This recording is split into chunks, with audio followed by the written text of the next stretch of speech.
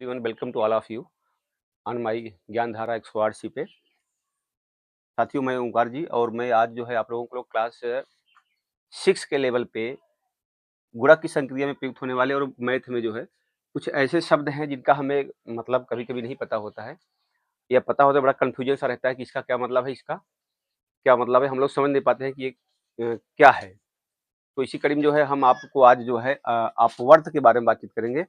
अपवर्तक क्या होता है, फिर अगली बार अपवर्त, फिर ऐसे करके आगे चलते रहेंगे। तो यहाँ पे देखिए लिखा हुआ कि किसी संख्या को पूरी तरह बात करें, अगर अपवर्त क्या होता है तो इसमें ये दिया हुआ है कि किसी संख्या को पूरी तरह विभाजित कर देने वाली संख्याएं क्या कहलाती हैं? उस संख्या का अपवर्तक कहलाती हैं। किसी संख्या को पूरी तरह विभाजित कर देने वाली संख्याएं उस संख्या का क्या कहलाती हैं? अपवर्तक कहलाती हैं। कैसे, आइए समझते हैं इसको। यहाँ पे देखिए हमने एक संख्या ले रखा हुआ है 6। अब 6 को पूरी तरह विभाजित कर देने वाली संख्याएं कौन-कौन सी हो सकती हैं? इसके मल्टीपल होते हैं, इसके खंड होते हैं।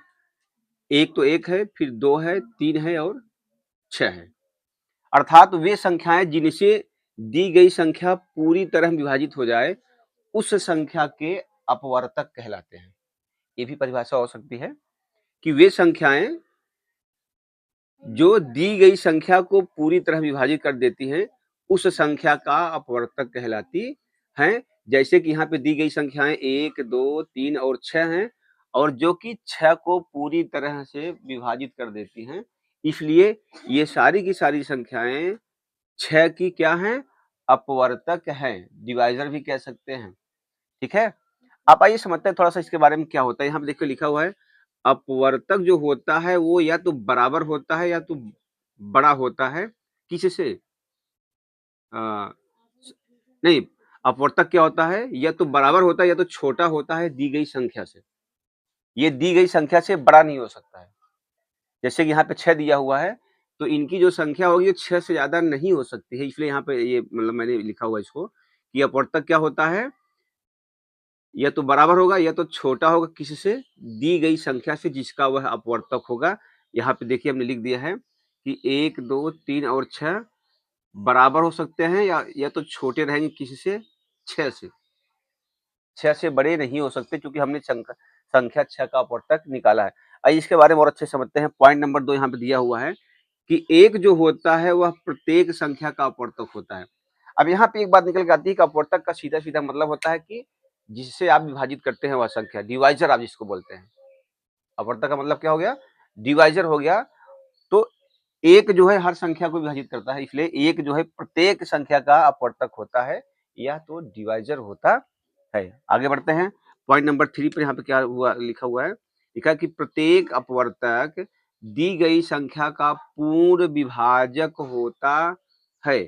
इसका मतलब जो संख्या आपने लिया हुआ है वह संख्या को ये अपवर्तक जो इसके होंगे पूरी तरीके से विभाजित कर देंगे, शेष शून्य बचेगा।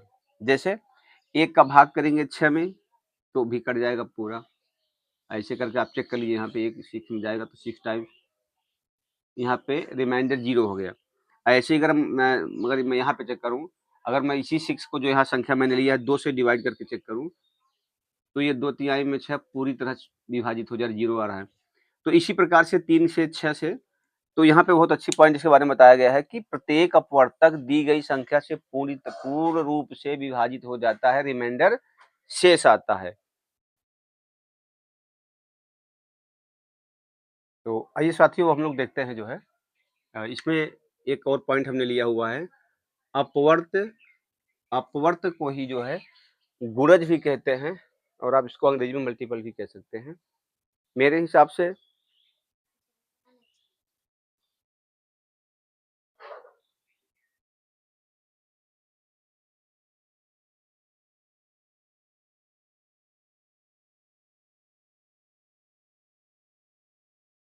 तो यहाँ पर देखिए हमने एक और पॉइंट लिया है, उसी पॉइंट से जो है अपवर्त, जिसको हम गुणज भी कहते हैं और मल्टीपल भी कहते हैं।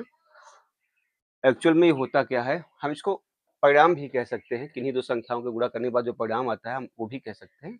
यहाँ पे डेफिनेशन देखिए कि अपवर्त होता क्या है कि वह संख्या जो दी गई संख्या में, कोई संख्या आपने चूज कर लिया, वह संख्या जो दी गई संख्या में किसी अन्य संख्या या प्राकृतिक संख्याओं के गुणा करने से प्राप्त होती है। आइए समझते हैं इस बात को। जैसे हमने एक संख्या ले लिया, मान लीजिए एक संख्या हमने ले लिया 5, तो कह रहा है कि वह संख्या जो दी गई संख्या थी, हमारी 5 हो गई दी गई संख्या, अब इसमें किसी अन्य या प्राकृतिक संख्या से गुणा, मतलब इसमें लिया हमने गुणा का चिन्ह, किसी अन्य संख्या या प्राकृतिक संख्या, तो मैं 1 से ही चालू कर देता हूं, से गुणा करने पर प्राप्त होती है। तो 5 में का गुणा किया तो यहाँ पे 5 बन गया 5 या 5 का नम 5। ऐसे ही प्राकृतिक संख्या है तो 2 से 5 के दूने में 10, फिर अगली बार 5 का गुणा करेंगे 3 में, 5 की तिहाई में 15, और 5 के 4 बार गुणा करेंगे 5 चौको 20। तो यहाँ पे देखिए परिभाषा सिद्ध होती है कि वह संख्या जो दी गई संख्या में किसी अन्य संख्या, मतलब 1 2 3 4 का गुणा करने से प्राप्त होती है, संख्या से प्राप्त होती है, वह क्या कहलाती है? उस संख्या का अपवर्त कहलाती है। 5 का अपवर्त ये सारे के सारे।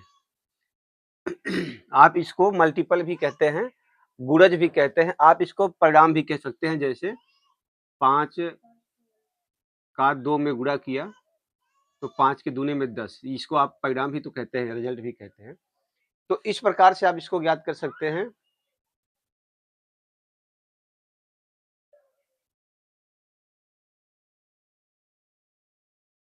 और एक बात और इसमें है कि जो अपवर्त होते हैं वो संख्या के बराबर होंगे।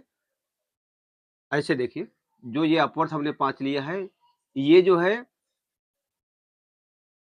जो संख्या आएगी इसके बराबर से आगे बढ़ते जाएंगे, नीचे नहीं आएंगे। अर्थात कहने का मतलब ये हो गया कि जो अपवर्त होगा वो संख्या से छोटे नहीं होते, या तो बराबर रहेंगे या तो फिर बड़े रहेंगे, छोटे नहीं हो सकते। जैसे 5 का पहला अपवर्त 5 आया है तो दूसरा यहाँ पे 10 आया है, तीसरा आपका 15 आया है, चौथा 20 आया है। 5 के नीचे आप इसको नहीं ला सकते हैं। तो एक बात यहाँ और भी है कि अपवर्त जो होते हैं संख्या के बराबर होते हैं या तो संख्या से बड़े होते हैं। तो आइए साथियों इस कड़ी में आगे देखते हैं। यहाँ पर हमने लिया हुआ है समापवर्त। समापवर्त क्या होता है इसके बारे में बात करते हैं।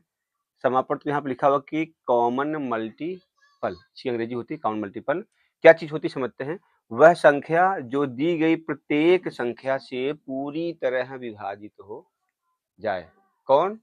समापवर्त। उसका नाम ही, वैसे तो समझेंगे तो उसका नाम ही समापवर्त है, जो समाप्त हो जाए। तो कैसे करेंगे? वह संख्या जो दी गई प्रत्येक संख्या से पूरी तरह विभाजित हो जाए। आइए समझते हैं एग्जाम्पल के माध्यम से। कह रहा है कि वह संख्या जो दी गई प्रत्येक संख्या से विभाजित हो जाए। मान लीजिए हमारे पास संख्या कोई है, एक 4 है, 2 है और एक 4 है। अब कह रहा है कि वह संख्या जो दी गई, मतलब इन दोनों संख्याओं से पूरी तरह विभाजित हो जाए, क्या कहलाती है? समापवर्त या कॉमन मल्टीपल्स कहलाती है, जो दोनों में उभयनिष्ठ जो है खंड कहलाती है। जैसे अब मैं इसका अगर निकालूं 2 का,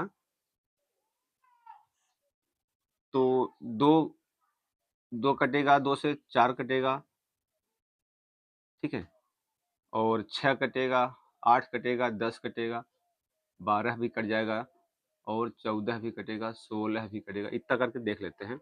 और पुनः 4 का निकालते हैं।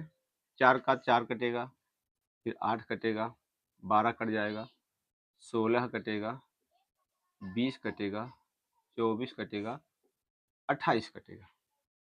ये अलग अलग इनसे विभाजित होने वाली संख्याएं हैं, जो कि 4 से ये सब विभाजित हो जाएंगे और ये विभाजित हो जाएंगे 2 से। अब यहाँ पे कह रहा है कि समापवर्त क्या है? वह संख्या जो दी गई प्रत्येक संख्या, मतलब इससे भी और इससे, प्रत्येक मतलब दोनों से पूरी तरह विभाजित हो जाए, वही जो है क्या कहलाता है? समापवर्त कहलाता है। तो यहाँ पे देखिए जो जो मैच कर रहा है, एक तो ये 4 है, 4 मैच कर रहा है, इसमें 8 है, उसमें भी 8 है, तो 8 भी कट जाएगा, 8 मैच कर रहा है। 6 2 से कट रहा है, 4 से नहीं कट रहा है। 12 पाते हैं तो 12 4 से भी कट जा रहा है, 12 2 से भी कट रहा है तो 12 भी हो गया, ठीक है। ऐसे ही अब आप देखें आगे तो 16 इसमें है, 16 इसमें भी है, ठीक है। तो 16 भी आ जाएगा, 16 भी कट रहा है दोनों से, ठीक। अब 16 के बाद जो है 20 आ रहा है, ठीक है। तो 20 है 2 से कट जाएगा, हालाँकि आगे हमने बढ़ाया नहीं, तो 20 कट जाएगा 2 से, ठीक है। फिर यहाँ पे 24 है तो 24 भी कट जाएगा 2 से, ठीक है। 28 भी 2 से कट जाएगा।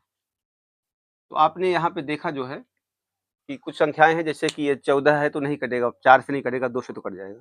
अब आप देखिए यहाँ पे इतने सारे समापवर्त जो है इन दोनों संख्याओं से कट जाते हैं।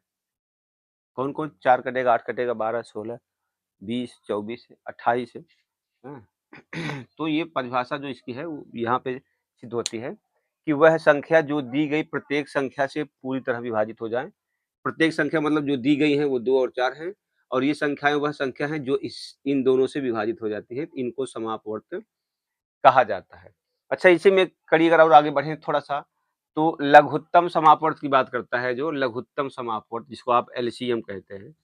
एलसीएम जो कहते हैं, अगर आप इसमें ढूँढेंगे तो इसका मतलब होता है लीस्ट कॉमन मल्टीपल जो सबसे छोटा फैक्टर हो जो सबसे छोटा कॉमन मल्टीपल हो वही तो जो है एलसीएम कहलाता है, लघुत्तम समापवर्त। तो लघु माने छोटा होता है, ये सभी के सभी समापवर्त हैं।